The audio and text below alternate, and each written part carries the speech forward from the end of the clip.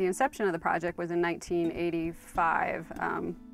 It was prompted by Diane Fossey when the nadir of the mountain gorilla population was only 240 individuals that were known.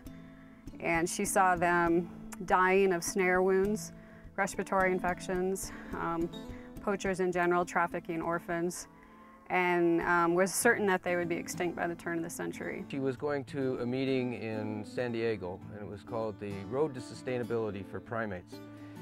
And she met Ruth Kiesling there, and Ruth Kiesling is the daughter of Mark Morris of the Morris Animal Foundation. She asked for funding for a veterinarian to help the mountain gorillas. And they decided they'd go scope out the project, and that was in late 1985, and Fossey was actually murdered 5 days before they were coming here. And so Ruth had such a passion that she came anyway, and she decided to carry on sort of Diane's request. So that was the reason initially for the gorilla doctors to be here, was to just sustain the mountain gorilla population. At 240 animals, it was critically endangered. And we've been here 26 years now. And it's the only grade 8 population that's increasing in number, which I think hopefully speaks to the success of this project as well as many other NGOs that work with the mountain gorillas. The biggest threat for gorillas in general are logging, which reduces the habitat and fragments it, and also opens up roadways for bushmeat to become commercialized. Their habitat is really threatened by poor people surrounding the park. That's one of the big problems. There is not enough land for people, and the only place remaining around as a forest is gorilla range. If you say let nature take its course, there's no other wildlife population in such an intense situation as the Virunga Massif that sees 29,000 ecotourists a year 7 meters away. So I think that the whole idea that this is totally a natural situation is to be argued also. The mission of the gorilla doctors is to sustain the species.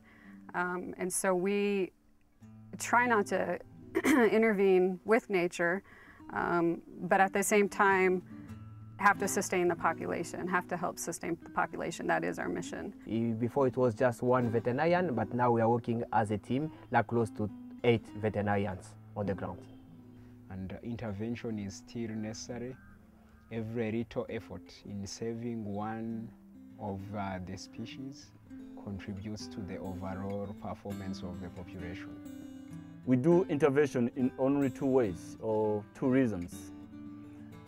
The one is when it's human-induced, or when it's something that we feel like it may cost the life of a gorilla.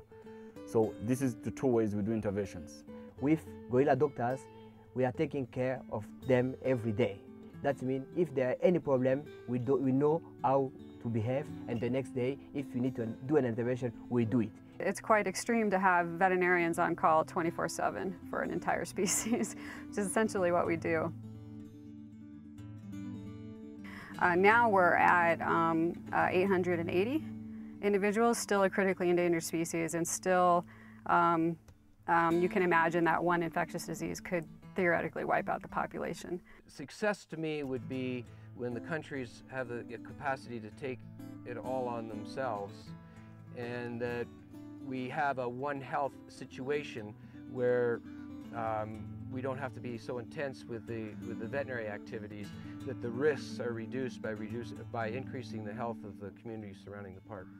We are still having a long way to go because they are still, the threats we are talking about, they are still there. I think the project is successful in that it's reached its original mission, which was to sustain the population and keep females alive to get their genetic material represented. And I'm thrilled to death that the veterinary team is recognized as a big portion of that success story. That I've been a part of an organization that made such a difference to an endangered species, that's the reason I went to veterinary medicine. And so I can't get much better than this.